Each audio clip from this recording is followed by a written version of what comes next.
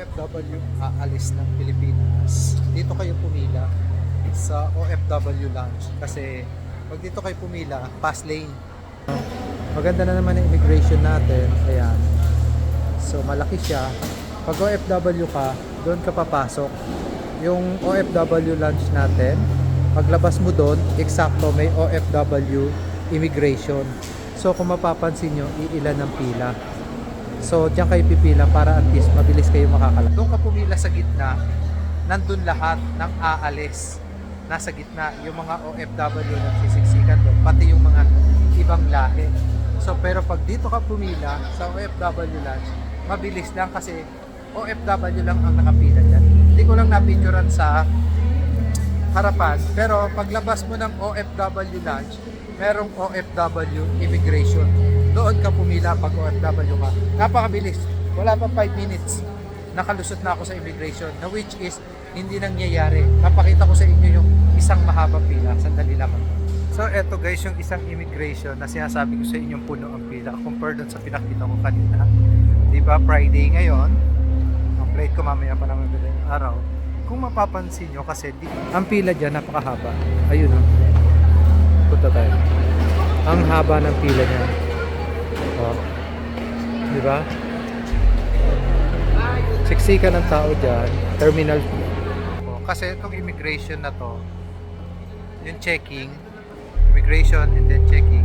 Ito po kasi lahat dito, pati yung mga tourists nandito, ibang nationality nandito, at pati ibang OFW nandito rin, nagsama-sama sila sa isang immigration. Pero pag doon ka sa OFW lounge, wala, kayo puro OFW lang kayo. Ngayon, ano ba ang hinahanap sa immigration? Honestly po, sa akin walang hinahanap. Pagkabigay ko ng passport ko at saka ng ticket ko, nung nakita sa tinatakan, go. Hindi na ako tinanong sa ticket ko, sa OEC ko, sa visa ko, hindi na ako tinanong, at saka dun sa e-travel.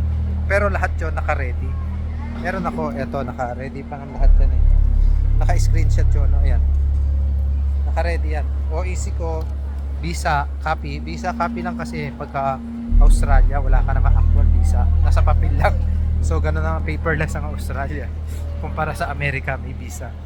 So, yun nga, walang hinanap sa akin. Pagkabigay ko ng passport ko, ticket ko, siguro mga 20 seconds, pinicturean ako, tatak, go. Yun lang po. So, advantage sa OFW, immigration, mabilis ang pila kasi puro OFW lang. Hindi gaya dito sa gitna, sa Terminal 3, remind, Terminal 3, pag doon ka sa gitna, siksikan kayo. OFW, tourist, at saka yung mga ibang lahi nandun din po. Kaya magsisiksikan kayo doon.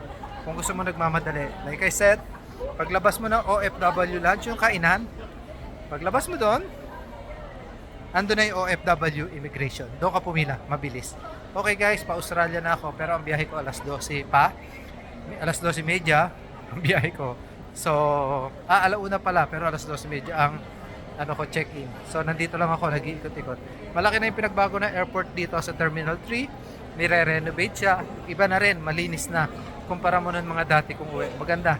Mas maganda ngayon dahil nga naka-private na. Malinis, iba. So, ito yung uwi ko, 2026. Unang labas ko uli sa Pilipinas. Malaki pinagbago ng airport.